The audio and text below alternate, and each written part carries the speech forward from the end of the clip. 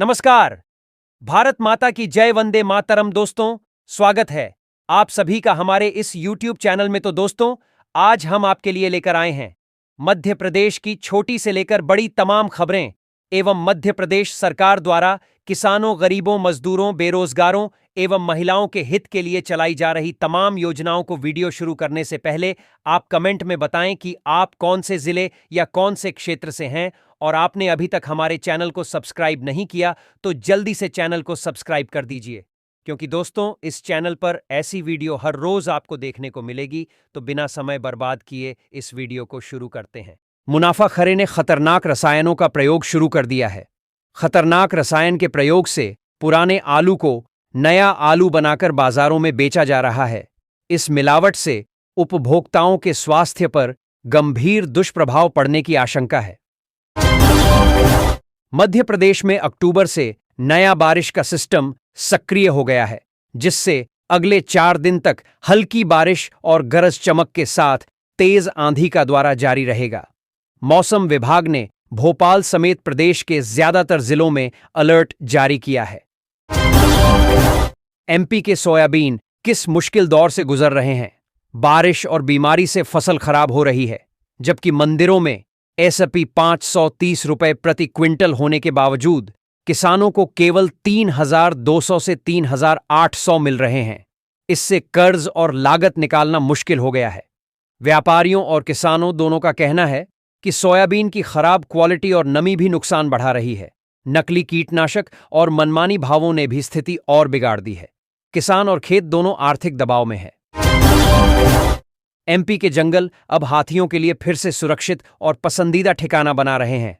2005 से 2008 में झारखंड और छत्तीसगढ़ से आने वाले हाथी पहले कुछ महीने रुककर लौट जाते थे, लेकिन 2018 के बाद अनूपपुर, बांधवगढ़, संजय टाइगर रिजर्व और बिहार वन परिक्षेत्र में हाथियों का स्थायी ठिकाना बन गया है। हेलमेट नहीं पहनने पर आम लोगों का चालान बनाने वाली पुलिस पर भी यह व्यवस्था सख्ती से लागू की जाएगी। हर पुलिसकर्मी को अनिवार्य रूप से हेलमेट पहनना होगा। वाहन के चेकिंग के दौरान बिना हेलमेट मिलने पर पहले तो चालानी कार्रवाई और ड्राइविंग लाइसेंस निलंबित किया जाएगा। उप मुख्यमंत्री राजेंद्र शुक्ल ने रीवा के कन्या महाविद्यालय में स्वस्थ नारी सशक्त परिवार अभियान के तहत स्वास्थ्य शिविर का शुभारंभ किया। उन्होंने किशोरी बालिकाओं और महिलाओं से कहा कि अपनी स्वास्थ्य जांच अवश्य कराएं। मध्य प्रदेश कर्मचारी चयन मंडल ने 7,500 कांस्टेबल पदों पर सीधी भर्ती के लिए आवेदन की अंतिम तिथि बढ़ा दी है। अब इच्छुक उम्मीदवार 12 अक्टूबर 2025 तक ऑनलाइन आवेदन कर सकते हैं।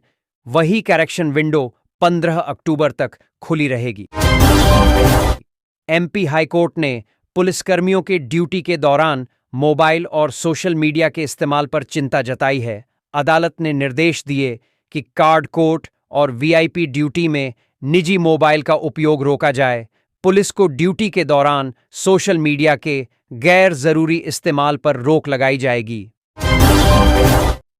मुख्यमंत्री मोहन यादव ने कहा कि योजनाओं का वास्तविक लाभ तभी पहुंचेगी जब उन्हें समय पर और पारदर्शिता के साथ लागू किया जाए। प्रभारी मंत्रियों को जिलों का दौरा कर अधिकारियों के साथ बैठक कर क्रियान्वयन सुनिश्चित करना होगा।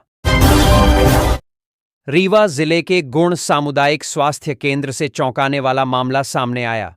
डिलीवरी के बाद 108 एम्बुलेंस चालक प्रसूता को घर छोड़ने के दौरान 500 रुपये मांगने लगा और पैसे न मिलने पर महिला और नवजात को बीच रास्ते में उतार दिया।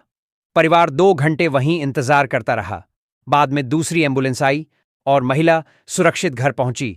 जननी सुरक्षा और 108 एम्बुलेंस सेवा निःशुल्क है, लेकिन इस मामले में चालक को सेवा से हटाने की कार्रवाई की गई। भविष्य की चुनौतियों को देखते हुए भारतीय सेवा खुद को ड्रोन युद्ध के लिए तैयार कर रही है। अंबाला के पास नारायणगढ़ फील्ड फायरिंग रेंज में सेवा का वायु समन्वय योद्धा अभ्यास चल रहा है। यह अभ्यास 5 दिन चलने वाला है। इसमें कई तरह के ड्रोन के संचालन और ड्रोन हमले से बचने पर फोकस है। अक्टूबर में के कई स्थानों पर वर्षा का सिलसिला जारी रह सकता है। आज ग्वालियर, चंबल सागर, रीवा, शहडोल और जबलपुर संभाग के जिलों में हल्की से मध्यम वर्षा हो सकती है। वहीं भोपाल, नर्मदापुरम, इंदौर और उज्जैन संभाग में गरज चमक के साथ कहीं-कहीं हल्की वर्षा होने की संभावना है। राष्ट्रपति द्रौपदी मुर्मू ने राष्ट्रपति भवन में आयोजित समारोह में राष्ट्रपति अंगरक्षक बीपीजी को उसकी 75 साल की गौरवपूर्ण सेवाओं के सम्मान में डायमंड जुबली सिल्वर ट्रम्पेट और ट्रम्पेट बैनर प्रदान किया। इसी दिन राष्ट्रपति ने सीड्स जनरल अनिल चौहान और तीनों सेना के प्रमुखों से भी मुलाकात की। दिल्ली में बीजेपी के नए कार्यालय के उद्घाटन पर प्रधानमंत्री नरेंद्र मोदी ने कांग्रेस पर निशाना साधते हुए कहा कि विपक्ष जनता को राहत देने के बजाय महंगाई बढ़ा रहा है। जीएसटी से मिली राहत जनता तक जरूर पहुंचे और कहा, हर भाजपा कार्यकर्ता दुकानों पर गर्व से कहो, यह स्वदेशी है का बोर्ड लगवाए। उन्होंने जोर दिया कि विदेशी उत्पादों पर निर्भरता घटनी होगी और भारतीय त्योहारों को देश भर में भारतीयता के साथ मनाना चाहिए। मध्य प्रदेश परिवहन विभाग ने 51 नई ऑनलाइन और फेसलेस सेवाएं शुरू की है, जिससे ड्राइविंग लाइसेंस, वाहन पंजीयन और परमिट जैसी सुविधाएं अब घर बैठे ही मिलेंगे। एआई तकनीक से मॉनिटरिंग होगी और आवेदन में कमी होने पर मोबाइल पर सूचना दी जाएगी।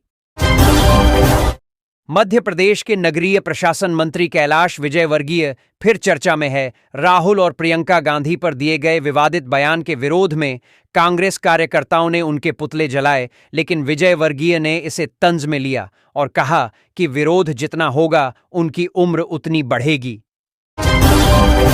मुख्यमंत्री नरसिंहपुर के गोटे गांव में वरिष्ठ समाज सेवी मुलायम सिंह पटेल के परिवार से मिलने उनके निवास पहुंचे।